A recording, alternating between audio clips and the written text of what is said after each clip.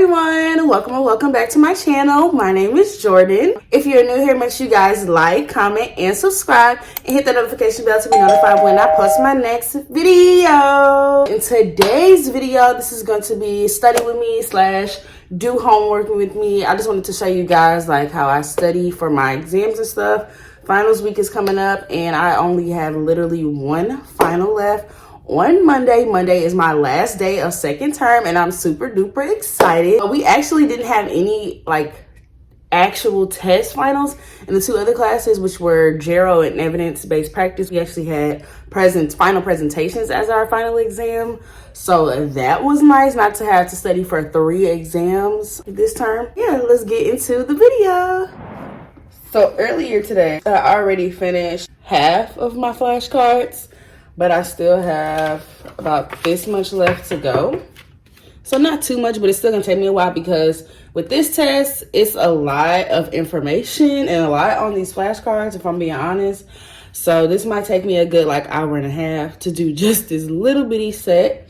But as you can see, this is my study guide here, where my professor gives us study guides for each exam. So basically, I literally type out my study guides. Sometimes I do have trouble finding the answers, so I usually refer back to her PowerPoints, or I'll look it up on Google, or if I really can't find it, I will go on the textbook. When I do my flashcards for each class, I do color code my flashcards to how I take my notes and stuff. So fundamentals, which is called Intro to Adult Health at my school, I color code that in red. So as you can see, the flashcard is in red. When I'm starting my flashcards, I literally write down each question from the study guide on my flashcards and then put the answer obviously on the back. For this in particular flashcard, it says understand cause, treatment, and values for all altered blood gas states. You will have to look at numbers and decide the results.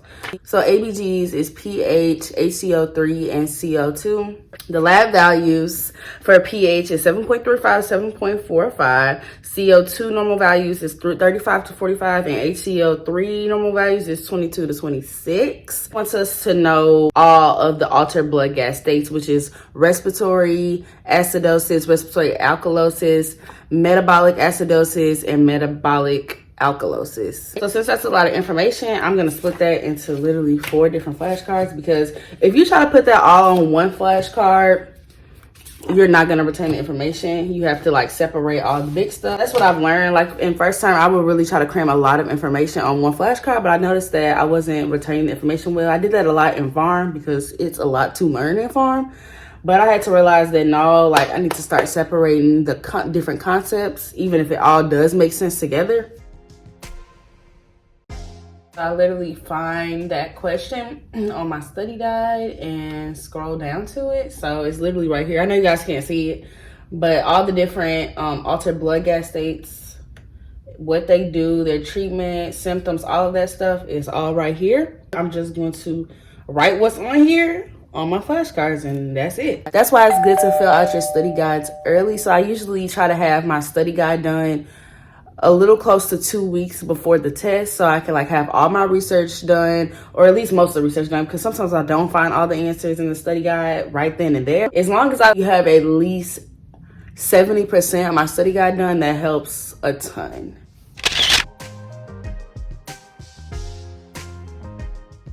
The next flashcard says, know the PQRST complex on an EKG. You should know how to point at each wave and identify.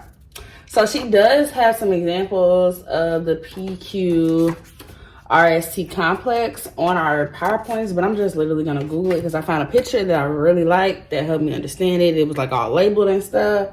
So I'm gonna use that. I don't know if you guys can see that clearly because it's on a computer, but this is how PQRST looks on an ECG. I'm literally about to copy that picture right on my flashcard because I love visuals.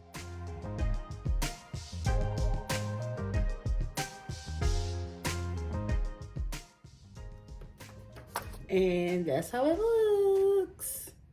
So the next one is know the clinical manifestations of dehydration. So she didn't really specify that in the slides, so I'm just literally gonna look that up on Google.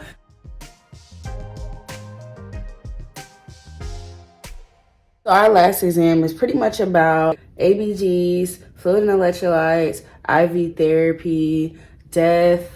What else are we learning?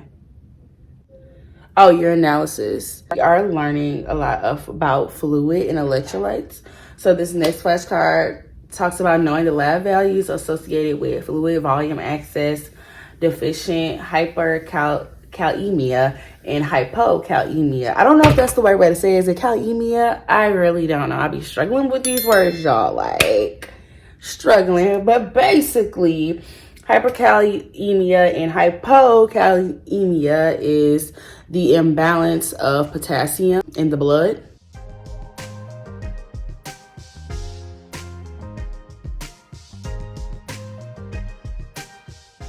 As you can see, here are the fluid imbalances, and this is fluid volume deficient, and then on the right is fluid volume access. So basically, fluid volume deficient is when you don't have enough fluid, and fluid volume access is when your body has too much water. So this can cause things like edema and weight gain. I made my PowerPoint bigger so you guys could see exactly what I was just telling you guys about. So this is fluid volume deficient. So basically this causes like dehydration and stuff like that. And then this is fluid volume access. Like I said, you know, weight gain, edema. Most of your labs are going to be decreased with fluid volume access, and a lot of your labs are going to be increased with fluid volume deficient.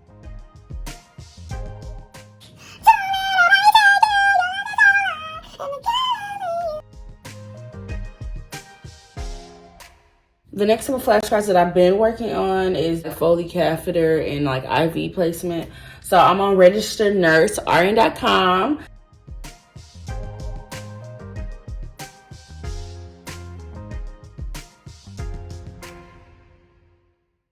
Hey, so your girl is done with all her flashcards.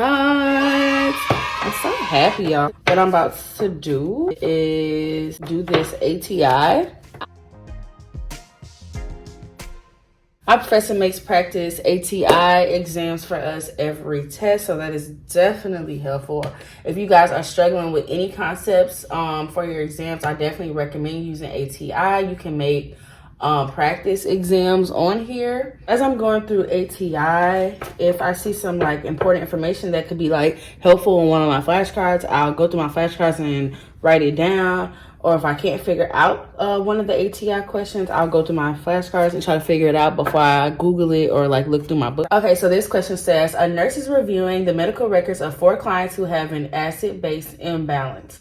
The nurse should recognize that which of the following clients is at risk for metabolic acidosis. So on my flashcard, it does say that people who have metabolic acidosis do suffer from dehydration and diarrhea, and a client who has diarrhea is one of the choices. And boom, it was correct. And I really love ATI because even though I got that correct, it's still going to tell me why the incorrect answers are incorrect. So like a client who is vomiting, that's going to be seen with metabolic alkalosis due to acid loss. The next question says, the nurse is assessing a client who has a sodium level of 116 MEq per L. Which of the following findings should the nurse accept? So before I even look at the choices, I'm already thinking in my head, okay, what does a sodium level of 116 even mean? So I know that the normal lab values for sodium level is 135 to 145. So I'm already seeing 116 is super low. So now that I know that it's low and abnormal, now I can look at the choices. So now that I know that hyponatremia is water access, you wouldn't have extreme thirst with water access. You would have extreme thirst with water deficiency, which is dehydration basically. So I'm going to pick nausea and vomiting because I don't think you would have a fever and I don't think you would have any flushed skin. So let's see if that is correct. It's correct! So that pretty much wraps up the video. I am done studying for the night. It is 11:38. I was going to do some homework, but I'm gonna just do it in the morning. So my test is on Monday. Today is Thursday. So my plan for tomorrow is to go through my flashcards. I usually go through the PowerPoint. Usually Saturdays is my like textbook day, but I don't think I'm going to be using my textbook. Instead, on Saturday, I'm going to do the other ATI that we have required. And then I'm going to just continue to go through my flashcards and PowerPoints and maybe watch some YouTube videos if I just feel completely lost. I'm excited because it's the last test of the semester. We're about to be done with term 2. I'm so excited. Term 3 is going to be hectic. I'm going to tell you guys more about that in videos to come. Yes, y'all, that's it. That's all. Your girl is about to go to sleep. And then in the morning, I am going to continue studying. But your girl needs some rest. Your girl is tired. Okay? Your girl is sleep deficient. Okay? But I hope you guys enjoyed this video. I actually enjoyed doing this video for you guys and kind of like teaching you guys certain concepts. So if you guys want to see more videos like this, make sure you guys like this video and comment down below.